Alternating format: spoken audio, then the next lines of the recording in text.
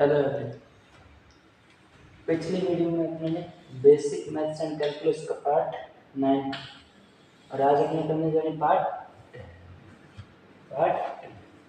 देखो, पिछली वीडियो में अपने ने क्या क्या कवर किया। अपना चल रहा कौन सा टॉपिक बेटा? ग्राफ। कौन सा टॉपिक चल रहा है? ग्राफ। ग्राफ्स में अपने ने अभी तक पढ़ लिया कि स्लोप क्या होती है, मीन्स एम के फॉर्मूले पढ़े, एम के बारे में पढ़े। एम इज इक्वल टू किस कितना 10 और y2 minus y1 divide by x2 minus.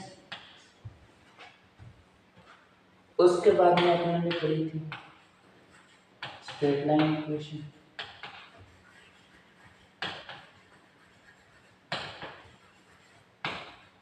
Straight line इसमें अपने ने पढ़ा था y is equal mx plus y is equal to mx plus c। उसके बाद में अपने ने इनवर्स रेशियो देखा। इनवर्स रेशियो का ग्राफ देखा, y is equal to 1 by x की पावर n। इसके बाद में अपने ने पढ़ा कौन से graph? Parabolic graph.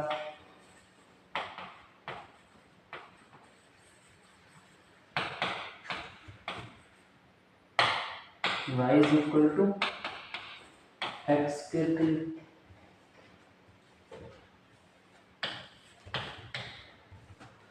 Inverse ratio के लिए आपके पास ग्राफ कौन से है? रेक्टेंगुलर, हाइपरबोला और स्ट्रेट लाइन इक्वेशन के लिए कैसा आया था? Straight line graph.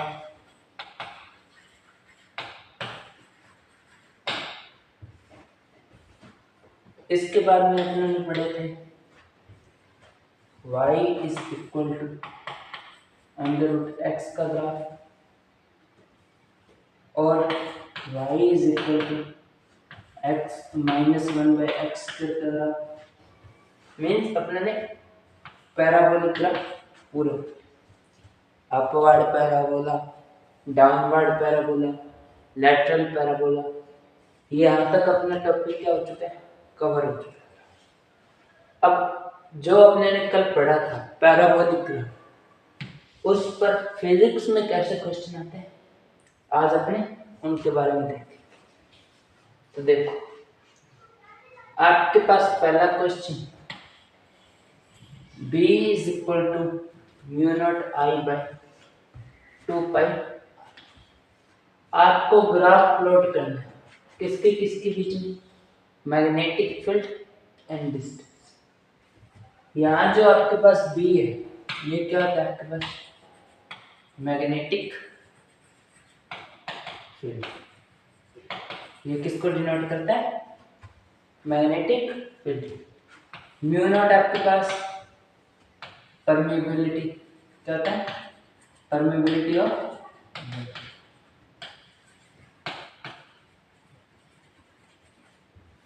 आई आपके पास करंट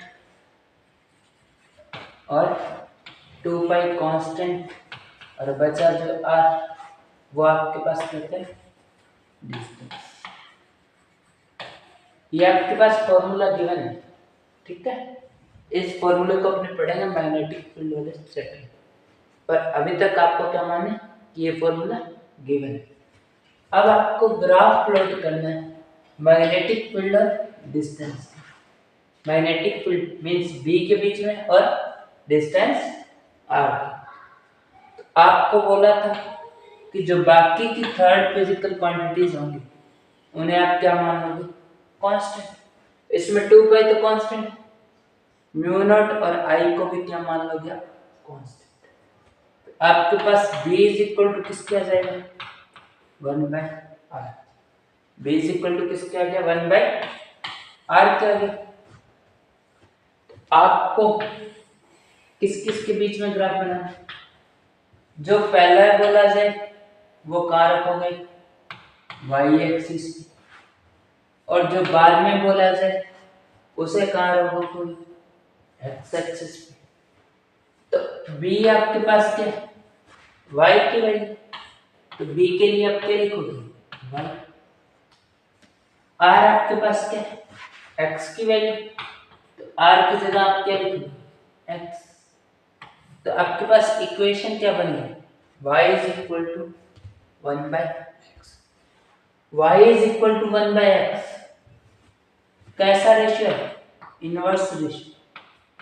और आपको बताया था इनवर्स रेशियो के लिए कैसा ग्राफ बनता है, रेक्टेंगुलर हाइपरबोला। तो आपके पास b और r का कैसा ग्राफ बनेगा, रेक्टेंगुलर हाइपरबोला। कैसा बनेगा बेटा, rectangular hyperbolic graph, rectangular hyper. तो आपके पास क्वेश्चन का आंसर क्या आ गया, रेक्टेंगुलर हाइपरबोला। क्या आ गया बेटा, रेक्टेंगुलर हाइपरबोला। और इसी की जगह अगर मैं आपको बोलता बी, इसी की जगह अगर आपको बोला जाता बी एंड 1/r के बीच में जो बी एंड 1/, आपके पास क्या है यहां से, b is equal to 1/r। अब इस ग्राफ में आपको बोला गया कि y एक्सिस पे तो आप किसको रखोगे, b को, और x एक्सिस पे किसको रखोगे, 1/r। तो आपके पास b की वैल्यू तो क्या होगी यहां से, y2, और पूरे 1/r की वैल्यू क्या होगी बेटा, x। तो आपके पास इक्वेशन क्या है, y is equal to x।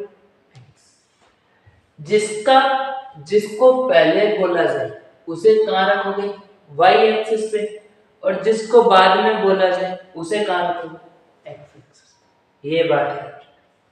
उसके बाद इनको y और x में कन्वर्ट करो। जैसे ही y और x में कन्वर्ट हो जाते हैं तो आपके पास क्या आ जाएगी, इक्वेशन। और इक्वेशन आते ही आप क्या बना दोगे बेटा, ग्राफ। तो y और x के लिए ग्राफ कैसा बनता है बेटा, y और x, y is equal to x means graph कैसा जाएगा, स्ट्रेट। कैसा जाएगा, स्ट्रेट लाइन। डायरेक्ट रेशियो के लिए ग्राफ कैसा बनता था, स्ट्रेट लाइन बनता था। कैसा बनता था, स्ट्रेट। आपके पास b और 1/r के लिए ग्राफ तो कैसा आ गया, स्ट्रेट लाइन। और b और r के बीच में ग्राफ कैसा है, रेक्टेंगुलर। कैसा है बेटा, रेक्टेंगुलर हाइपर। अब और देखो इसी पे क्वेश्चन। अब देखो यहां आपका क्या हो रहा है, लेवल अप। अभी तक आपने सिर्फ कैसा ग्राफ बनाया, सिंगल ग्राफ। कैसे ग्राफ थे, सिंगल ग्राफ, रेक्टेंगुलर हाइपरबोला, एक ही ग्राफ बनाया। उसके बाद आपने बनाया था स्ट्रेट लाइन ग्राफ, इसमें भी एक ग्राफ बनाया। अब देखो, अब आपका किया जा रहा थोड़ा सा लेवल। अब आपके पास गिवन है E is equal to kx by bracket में r² प्लस x की पावर 3/2। आपको ग्राफ प्लॉट करना है E और x, E और x के बीच। तो देखो x एक्सिस पे x को रखोगे, जो बाद में बोला जाए वो x एक्सिस पे, और जो पहले बोला जाए वो y एक्सिस। इतना समझ में आ गया। अब देखो यही आपका थोड़ा सा डिफिकल्ट क्वेश्चन है, इसको ध्यान से देखो। आपके पास जिसके लिए ग्राफ बनाना है E और x के बीच, ये जो x है ये इसके डायरेक्ट में भी आ रहा है और इनवर्स में भी आ रहा है। डायरेक्ट में भी आ रहा है और इनवर्स में भी आ रहा है। तो आपको कैसे पता लगेगा कि यहाँ ग्राफ कौन सा बने? आपको कैसे पता लगेगा कि यहाँ ग्राफ कौन सा बने? दोनों में आ रहा है, अपॉन में भी और ऊपर भी आ रहा है।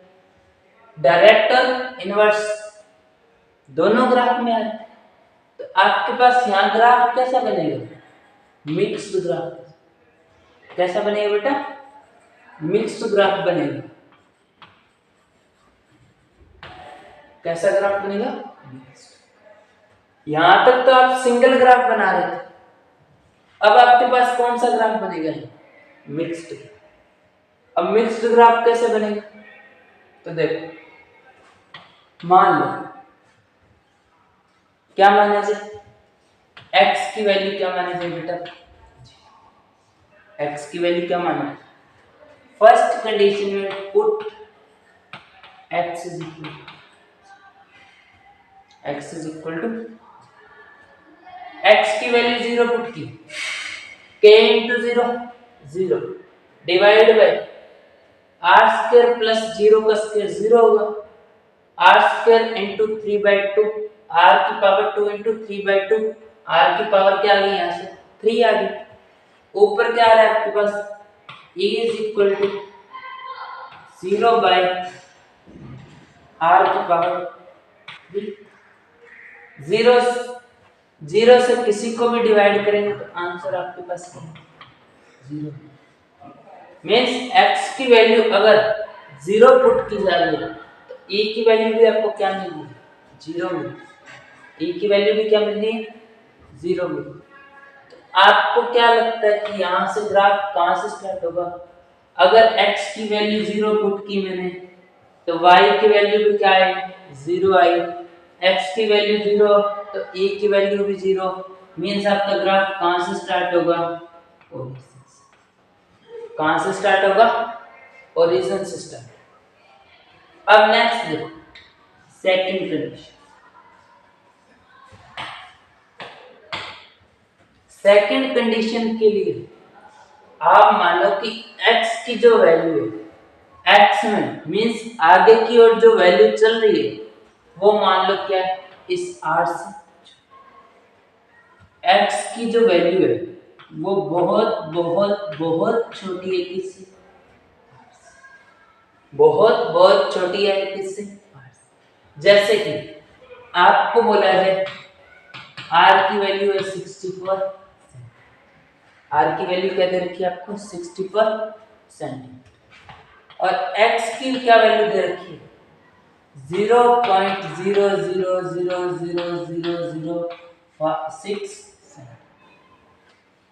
अब ये जो वैल्यू है ये इससे क्या बहुत छोटी, इसके कंपैरिजन में ये क्या बहुत छोटी। तो इसके कंपैरिजन में बहुत छोटी है तो अपने इस पूरी टर्म को क्या मान सकते हैं? 0 के। किसके बराबर मान सकते? 0 के बराबर। क्यों?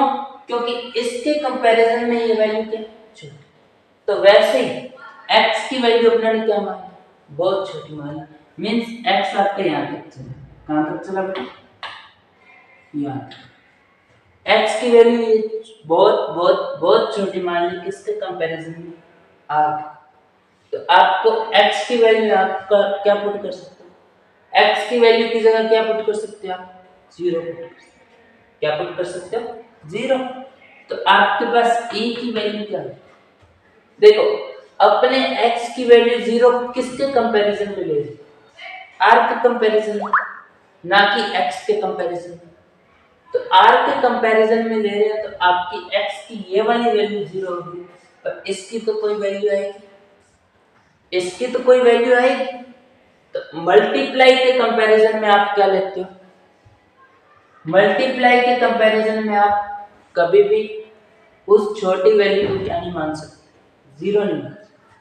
आप अप्रोक्सीमेशन किस में लगा सकते हो? सिर्फ प्लस और माइनस। किस में लगा सकते हो? प्लस और माइनस में। देखो ये आपने r की वैल्यू मान ली थी 60, और x की वैल्यू मान ली 0.005 में 0.005।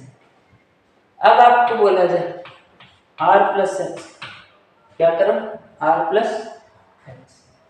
तो अगर इसमें 64 में आप 0.005 ये ऐड करोगे तो आपके पास ऑलमोस्ट क्या वैल्यू आएगी, यही वैल्यू आएगी 64.00। अब इस 005 को मैं लिखूं या ना लिखूं एक ही बात है। क्यों? क्योंकि ये जो वैल्यू थी जो आपने इसमें ऐड की है वो क्या इसके कंपैरिजन बहुत कम। तो आप इसको अप्रोक्स किसके मान सकते हो 64। ये तो हो गया एडिशन के लिए। अब यही बोला जाए कि r इंटू एक्स, क्या करो बेटा r इंटू एक्स। इसमें जैसे ही करोगे 64 इंटू 0.00 किसी छोटी वैल्यू से किसी बड़ी वैल्यू को इनटू करते हैं तो अपने पास जो वैल्यू आती है वो और भी क्या हो जाती है छोटी, और भी क्या हो जाएगी छोटी हो जाएगी। पर अपने यहाँ इसको क्या नहीं मान सकते, जीरो नहीं मान सकते। ये जो छोटी वैल्यू है इससे क्या होगी पहले इनटू, इनटू होने के बाद में अपने पास जो वैल्यू आएगी वो इससे भी क्या छोटी, इससे भी क्या हो जाएगी छोटी हो जाएगी। तो वहां आप इसको क्या नहीं मान सकते जीरो नहीं मान सकते, सिर्फ किस में मान सकते हो एडिशन या सब्ट्रैक्शन, एडिशन या सब्ट्रैक्शन। तो यहाँ आपने x की वैल्यू क्या मान ली बहुत छोटी मान ली, आपके पास e की वैल्यू क्या आ जाएगी k इंटू एक्स डिवाइड, इसको जीरो माने तो आपके पास क्या बचेगा आर स्क्वायर, आर स्क्वायर की पावर क्या आ गई 3/2। जैसे 3/2 है आपके पास वैल्यू क्या है kx बाय r की पावर 2 इंटू 3/2 होगा तो आपके पास 2 से 2 क्या हो जाएगा कैंसिल, तो बचेगा क्या 3, तो r की पावर कितनी आ गई 3। अब यहां से देखो सिर्फ x कहां है ऊपर वाली साइड, नीचे कोई भी x का टर्म नहीं, मीन्स आप इस पूरी क्वांटिटी को क्या मान सकते हो कांस्टेंट। अब क्या मान सकते हो कांस्टेंट, तो आपके पास y इज इक्वल टू किसका x, y is equal to किसका x। कौन सा रेशियो आ गया डायरेक्ट रेशियो। डायरेक्ट रेशियो के लिए आपके पास ग्राफ कैसा बनता है स्ट्रेट, कैसा बनता है स्ट्रेट। मीन्स छोटी वैल्यू के लिए, किसकी छोटी वैल्यू के लिए x की, किसके कंपैरिजन में r के कंपैरिजन, आपका जो ग्राफ बनेगा वो कैसा बनेगा स्ट्रेट लाइन, कैसा बनेगा स्ट्रेट। इतना समझ में आया। देखो पहली कंडीशन में x को क्या माना 0, दूसरी कंडीशन में x की वैल्यू को क्या मान लिया r से बहुत बहुत कम मान लिया, तो आपके पास x की वैल्यू क्या होगा नेग्लिजिबल, अपना ने इसकी वैल्यू क्या मान ली 0 मान ली, तो आपके पास वैल्यू क्या है y इज इक्वल, इक्वेशन क्या है y is equal to direct ratio में आता। और डायरेक्ट रेशियो के लिए ग्राफ कैसा बनता है स्ट्रेट, कैसा ग्राफ बनेगा स्ट्रेट। अब देखो इस कंडीशन में आपने x की वैल्यू r से क्या मानी बहुत बहुत छोटी मानी। थर्ड कंडीशन जहां आप x की वैल्यू को क्या मानोगे r की वैल्यू से बहुत बहुत बड़ी मानी, मीन्स इसमें कौन छोटा था x और इसमें किसको छोटा कर दिया आपने r को, किसको छोटा मान लिया r, मीन्स x की ये वाली जो वैल्यू थी आगे की तरफ जो वैल्यू थी वो क्या हो गई बड़ी, आगे की तरफ जो वैल्यू थी वो क्या होगी बेटा बड़ी। तो इस कंडीशन में देखो k x is equal to k x divide by r square को क्या मान लिया आपने, आर की वैल्यू को क्या माना, बहुत बड़ी माना, तो आर स्क्वायर की वैल्यू क्या होगी, जीरो। आर स्क्वायर की वैल्यू क्या होगी, जीरो। अंदर क्या बच गया, एक्स स्क्वायर, अंदर क्या बच गया, एक्स स्क्वायर, एक्स स्क्वायर की पावर 3/2। जैसे इसको सॉल्व करोगे तो x की पावर क्या आ जाएगी आपके पास, x की पावर क्या आ गई। अब ऊपर कितनी पावर है x की, 1, और नीचे कितनी पावर है, तो जैसे सॉल्व करोगे तो e की पावर क्या है, e की वैल्यू क्या आ गई, k/x, k/x। तो यहां से आपके पास e को तो क्या, k को तो क्या मान लिया आपने, कांस्टेंट, और आपके पास इनवर्स रेशियो क्या आ गया, आपके पास रेशियो क्या आ गया, इनवर्स। कौन सा रेशियो आ गया, e is equal to 1/x, e is equal to 1/x। Means जैसे जैसे x की वैल्यू बढ़ेगी, x की वैल्यू कहां चलेगी, बहुत बड़ी होगी, किससे, r से, तब आपके पास जो रिलेशन आया वो किस में आ गया, 1/x के रूप में, किस में आ गया बेटा, 1/x। और आपने अभी, और आप पढ़ते आ रहे हो और अभी भी बताया कि इनवर्स रेशियो में अगर 1/x की पावर n, 1/x की पावर क्या n, तो आपके पास ग्राफ कैसा बनेगा, रेक्टेंगुलर हाइपरबोला। कैसा बनेगा, रेक्टेंगुलर हाइपरबोला बनेगा।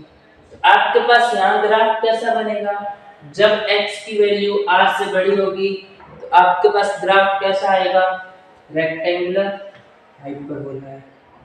कैसा आएगा, रेक्टेंगुलर हाइपरबोला। ये कब आएगा, जब आपके पास x की वैल्यू क्या हो जाए, बढ़ जाए, किससे, r से, किससे बढ़ जाए, आपके पास ग्राफ कैसा हो जाएगा, कैसा हो जाएगा, रेक्टेंगुलर हाइपरबोला। अब ये तो आपने ग्राफ बना लिया छोटी वैल्यू के लिए, x की छोटी वैल्यू के लिए, और ये बन गया x की बड़ी वैल्यू। तो अब बीच वाला कहाँ, बीच वाले ग्राफ में क्या हुआ, बीच वाले ग्राफ में क्या हुआ, तो वो आप देख रहे हो यहां से जैसे जैसे x की वैल्यू क्या आ रही बढ़ती, यहां तक x की वैल्यू कम थी, किससे, r से, तो आपके पास ग्राफ कैसा आ रहा था, कैसा आ रहा था, स्ट्रेट लाइन।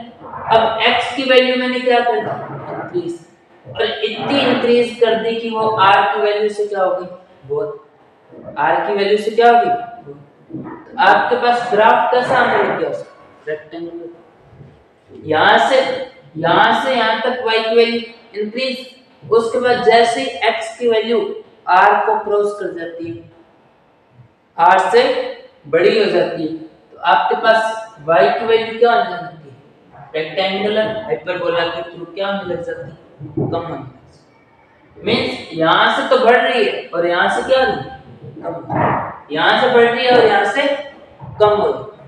मींस आपके पास बीच में कर्व किस तरह होगा, पहले तो बढ़ेगी, पहले तो बढ़ेगी, उसके बाद क्या होगा, कम। आपके पास बीच में ग्राफ कैसा बन गया, स्मूथ। कैसा बन गया, स्मूथ बन गया, क्योंकि पहली कंडीशन में वो क्या हो रही है, जब x की वैल्यू r से क्या बहुत बहुत छोटी है, आपके लिए ग्राफ कैसा आएगा, स्ट्रेट लाइन। और जैसे ही x की वैल्यू r से बहुत बहुत बड़ी हो जाती है, तो आपके पास ग्राफ कैसा आ जाता है, रेक्टेंगुलर। आपके पास बीच में भी ग्राफ कैसा बनेगा, स्मूथ बनेगा। कैसा बनेगा बेटा, स्मूथ बनेगा। तो ये जो ग्राफ बना, ये कैसा ग्राफ बना, इस टोटल ग्राफ को कैसा ग्राफ बोला है, मिक्स। कैसा ग्राफ बना, मिक्स ग्राफ। क्यों, क्योंकि इसमें अपने ने किसको ले लिया, स्ट्रेट लाइन को और रेक्टेंगुलर, स्ट्रेट लाइन और रेक्टेंगुलर। समझ में आ गया, ये था आपका किसके किसके बीच में ग्राफ, ई और एक्स, ई और एक्स, ठीक है। ये थे आपके जैसे फिजिक्स में लेवल, आपने यहाँ क्या कर लिया लेवल। अब और देखो क्वेश्चन, देखो if y is equal to 2 की power x, draw graph between y and x। आपने अभी तक क्या पढ़ा कि y is equal to किसके x, या y is equal to किसके 1 by x, या y is equal to किसके 1 by x की पावर n, या y is equal to किसके x के, या y is equal to किसके अंडर। आपने अभी तक यही ग्राफ पढ़े, पर यहाँ आपको क्या दिया जाए y is equal to 2 की पावर, यहाँ y is equal to x की पावर 2 नहीं है, क्या है y is equal to 2 की power x, y is equal to क्या गिवन है 2 की पावर। अजीब सा ग्राफ है, इनसे अजीब ग्राफ है, और आपको ग्राफ किसके बीच में प्लॉट करना, y और x के बीच।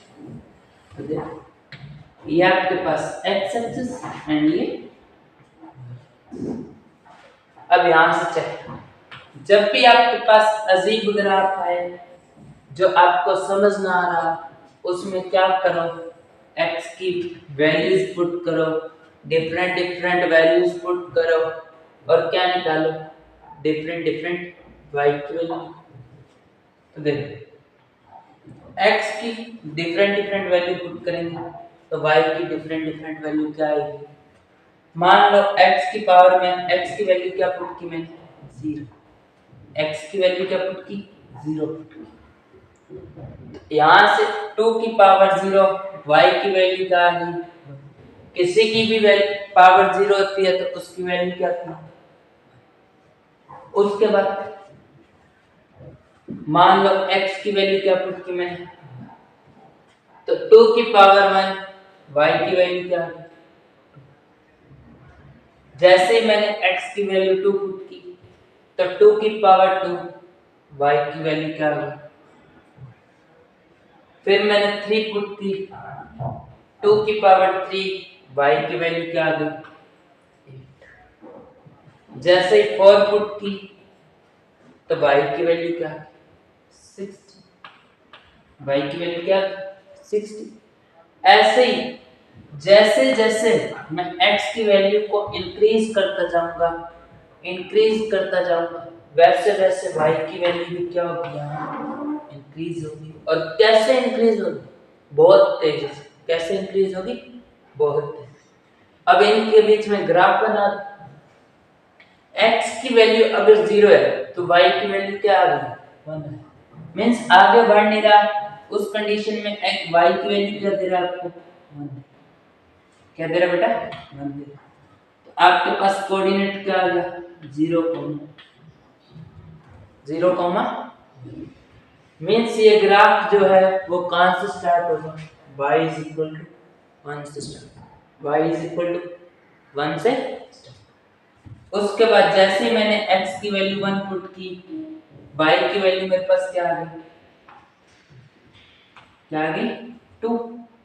आपके पास नेक्स्ट पॉइंट क्या आया 1, 2। फिर जैसे मैंने 3 पुट की, y की वैल्यू क्या आ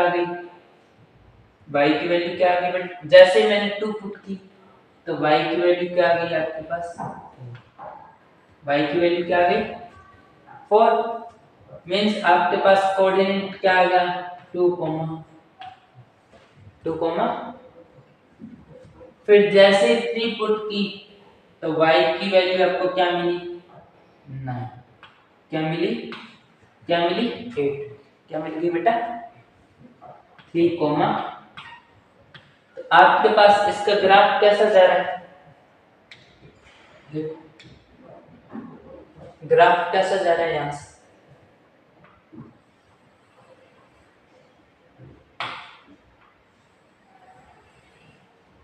ग्राफ कैसा जा रहा है। अब यही मैं अगर माइनस की वैल्यूज पुट करूं, कौन सी वैल्यूज माइनस, तो देखो y की अगर मैंने -1 वैल्यू पुट की, -1, 2 की पावर माइनस 2 की पावर क्या आ गया, माइनस का 1 आ गया। अगर किसी की पावर 2 की पावर -1, 2 की पावर -1 नीचे आएगा तो 2 की पावर 1 की पावर 1/2 की पावर 1, क्या वैल्यू आ गई, क्या वैल्यू आ गई, 0.5। मीन्स अगर इसकी वैल्यू -1 पुट की जाए, x की वैल्यू -1 पुट की जाए, तो आपके पास y की वैल्यू क्या आएगी, y की वैल्यू क्या आएगी, 0.5। तो यहाँ से आपके पास कोऑर्डिनेट क्या आएगा, -1, -1, अब और देख लो, अगर y की वैल्यू -2 पुट, x की वैल्यू -2 पुट, -2 पुट की, तो y इज इक्वल टू किसके आ जाएगा, 2 की पावर -2, -2 तो नीचे आके ये किस में जाएगा, +2, 2 की पावर मीन्स 1/4। इसको पॉइंट में लिखोगे तो और भी क्या आ गई, 0.25, कितना आ गया बेटा, 0.25। -2 पुट करने पर इसके पास वैल्यू कैसी आ रही है, 0.25। मीन्स ये और नीचे झुक गया, कहाँ झुक गया, और नीचे झुक गया। -2 पुट किया जाए, इसकी वैल्यू कहाँ आ रही, और नीचे जाए, कौन से पॉइंट पे, -2, 1/4। तो जैसे इसको ज्वाइंट करोगे तो आपके पास ग्राफ कैसा आएगा, कैसा ग्राफ आएगा, ये ग्राफ किसके लिए होता है बेटा, ये ग्राफ कौन से के लिए होता है, स्पेशल ग्राफ है, तो इसको नाम क्या दे दिया जाता है, एक्सपोनेंशियल, क्या बोल दिया जाता है, एक्सपोनेंशियल ग्राफ, एक्सपोनेंशियल। अब इसी के बजाय अगर 2 की पावर x की जगह मैं आपको क्या रख देता हूं, y is equal to e की पावर x। यहां आपने देखा होगा कि e की पावर x कैसा ग्राफ होता है, e की पावर x कैसा फंक्शन होता है, एक्सपोनेंशियल। कैसा फंक्शन होता है, एक्सपोनेंशियल। आपके पास e की वैल्यू क्या होती है, 2.71 की पावर x या 2 की पावर x। देखो दोनों में नीचे क्या कांस्टेंट और उसकी पावर क्या दे, वेरिएबल। यहाँ भी 2 की पावर x और वहां क्या करें, 2.71 की पावर x। तो आपके पास इसका ग्राफ भी कैसा बनेगा, इसका ग्राफ भी कैसा बनेगा, बिल्कुल सेम टू सेम इस तरीके से, बिल्कुल सेम टू सेम इस तरीके से बनेगा या नहीं बनेगा। आपके पास ये जो ग्राफ बन रहा है ये किस फंक्शन के लिए बन रहा है, ये तो पता ना कौन सा फंक्शन है, e की पावर x कौन सा फंक्शन होता है, एक्सपोनेंशियल। कौन सा फंक्शन होता है, एक्सपोनेंशियल। ये एक स्पेशल फंक्शन है और इस स्पेशल फंक्शन के लिए ग्राफ भी कैसा बनेगा, स्पेशल बनेगा। कैसा बनेगा, स्पेशल बनेगा। और उस ग्राफ को क्या नाम दिया जाता है, एक्सपोनेंशियल। उस ग्राफ को क्या नाम दिया जाता है, इसीलिए इस ग्राफ को मैंने क्या नाम दिया, क्या ग्राफ, क्या नाम दिया बेटा, एक्सपोनेंशियल ग्राफ, एक्सपोनेंशियल ग्राफ। ये तो है e की पावर x, e की पावर x। अब अगर आपको बोला जाए y is equal to e की पावर -x, किसका ग्राफ है, y is equal to e की power -x।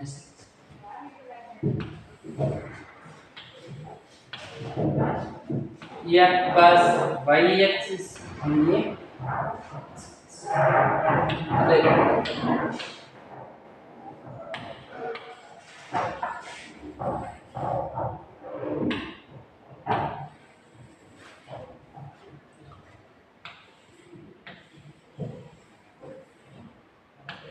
Different different x की वैल्यूज के लिए y की वैल्यूज के लिए किसको डिफरेंट x, डिफरेंट x।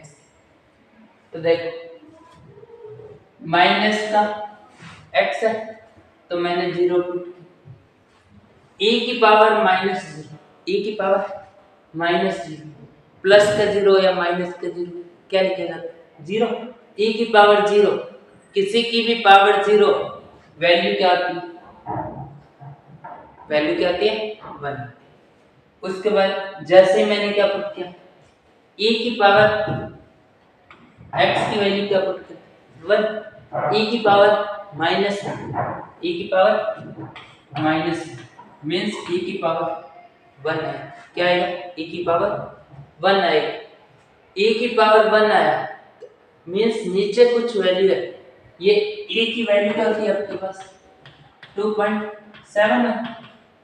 1 को किसी बड़ी वैल्यू से डिवाइड करोगे तो आपके पास आंसर कैसा आएगा छोटा, आंसर कैसा आएगा 1 से छोटा, मीन्स आपके पास जो भी आंसर आएगा देखो हाफ के लिए अगर यहाँ 2 होता तो क्या आता 0.5, यहाँ क्या है 2.71 है, 2.71 है, थोड़ा सा बड़ा है तो आपके पास इसकी वैल्यू क्या हो जाएगी ऑलमोस्ट किसके आ जाएगी 0.49, अप्रोक्स किसके आ जाएगी बेटा 0.49, 0.49।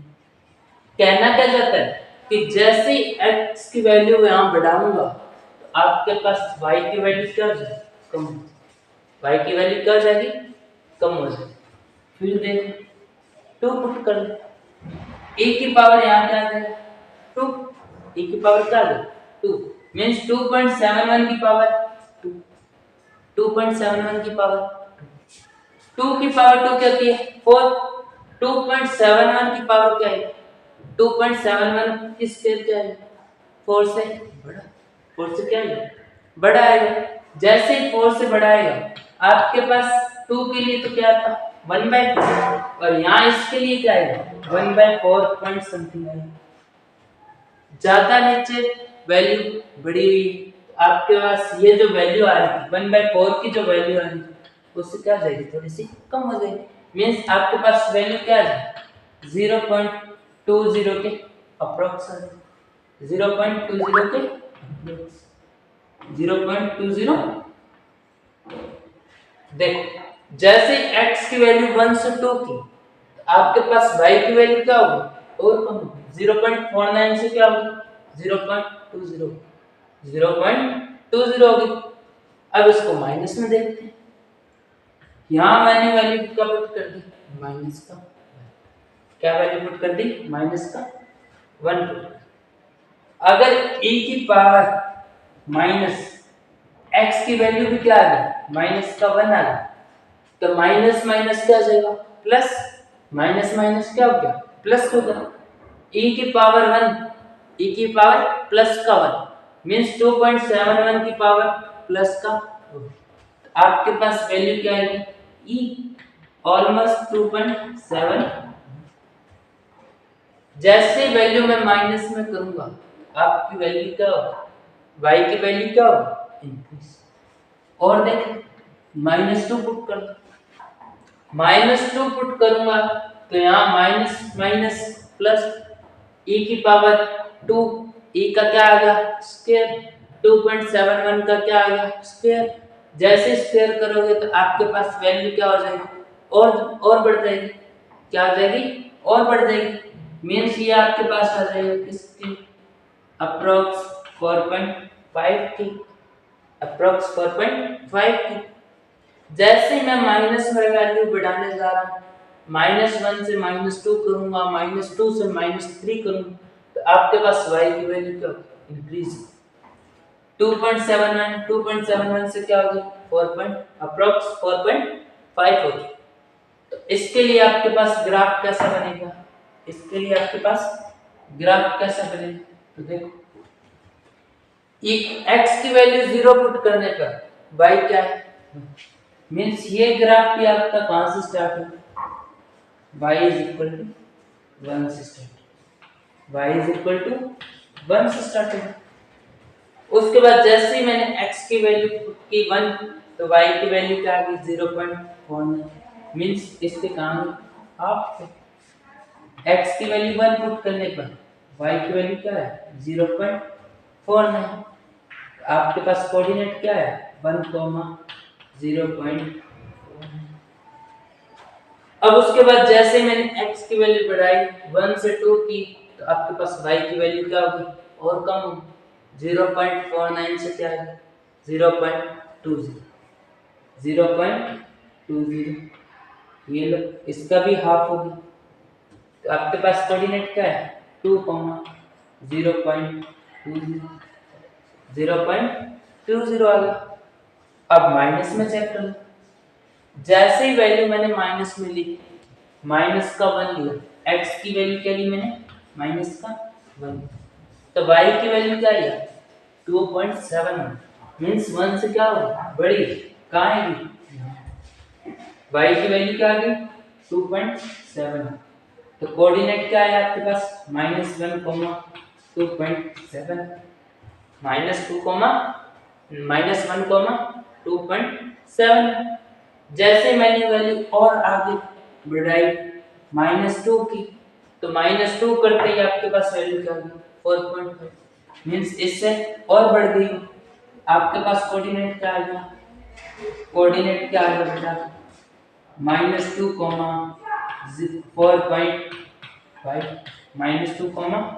4.5 जैसे ही आप इसको मिलाओगे तो आपके पास ग्राफ कैसा बनेगा ग्राफ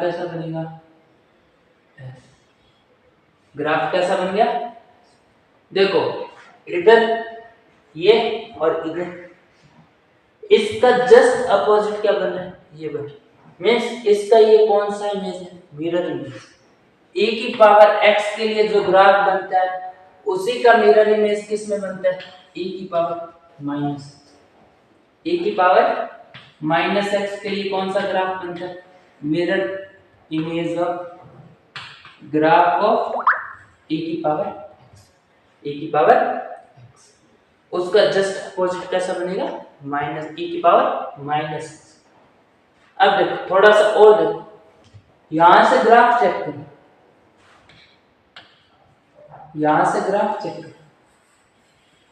इस 1 की वैल्यू से ग्राफ चेक कहां जा नीचे की कहां जा नीचे कैसा ग्राफ बन रहा है रेक्टेंगुलर हाइपरबोला कैसा ग्राफ बन रहा है रेक्टेंगुलर यहां e की पावर -x के लिए y e की पावर -x के लिए अपने पास ग्राफ कैसा बना है एक्सपोनेंशियल ग्राफ कैसा बना है एक्सपोनेंशियल ग्राफ ये ग्राफ बना यहां से चेक करो इस पॉइंट से चेक y 1 से चेक आपके पास ये वाला जो ग्राफ है ये ग्राफ कैसा बन रहा है रेक्टेंगुलर हाइपरबोला कैसा बन रहा है रेक्टेंगुलर हाइपरबोला बन रहा है या नहीं बन रहा मीन्स किसकी तरह बन रहा है ऐसा रेक्टेंगुलर हाइपरबोला कौन सा फंक्शन के लिए बन रहा है एक्सपोनेंशियल y 1/x के लिए तो y 1/x के लिए भी ग्राफ कैसा बनता है रेक्टेंगुलर हाइपरबोला कैसा बनता है रेक्टेंगुलर हाइपरबोला तो देखो इसमें और इसमें डिफरेंस क्या है जो y 1/x के लिए जो ग्राफ बनता था वो कैसा बनता था इस तरीके से कैसा बनता था इस तरीके से मींस ये ना तो y को टच करता था और ना ही x को टच पर यहाँ ये y की वैल्यू किसको टच ये जो फंक्शन है एक्सपोनेंशियल जो ग्राफ बन रहा है वो किसको टच कर रहा है y को टच किसको टच कर रहा है y को टच तो आपको ये ध्यान रखना है कि जिस रेक्टेंगुलर हाइपरबोलिक ग्राफ में जो ग्राफ है वो किसको टच करे y को टच करे किसको टच करे बेटा y को टच करे तो वो ग्राफ किसके लिए होता है एक्सपोनेंशियल किसके लिए होता है एक्सपोनेंशियल और जो ग्राफ y को टच ना करे, y को टच ना करे, तो वो ग्राफ किसके लिए होता है? Inverse ratio. किसके लिए होता है? Inverse ratio. समझ में आ गया? जो ग्राफ y और x को टच नहीं करेगा वो किसके लिए होगा? इनवर्स रेशियो के लिए। और जो ग्राफ y एक्सिस को टच कर देगा, जो रेक्टेंगुलर हाइपरबोलिक ग्राफ किसको टच करेगा? y एक्सिस, वो किसका ग्राफ होगा? किसका ग्राफ होगा? एक्सपोनेंशियल फंक्शन का, e की पावर -x का ग्राफ। ठीक है, इतना समझ में आ गया? ये थे अपने आज के क्वेश्चन। बाकी का जो टॉपिक रहा होगा circular graph, ellipse graph, elliptical graph, वो अपने करेंगे नेक्स्ट। ठीक है, थैंक यू।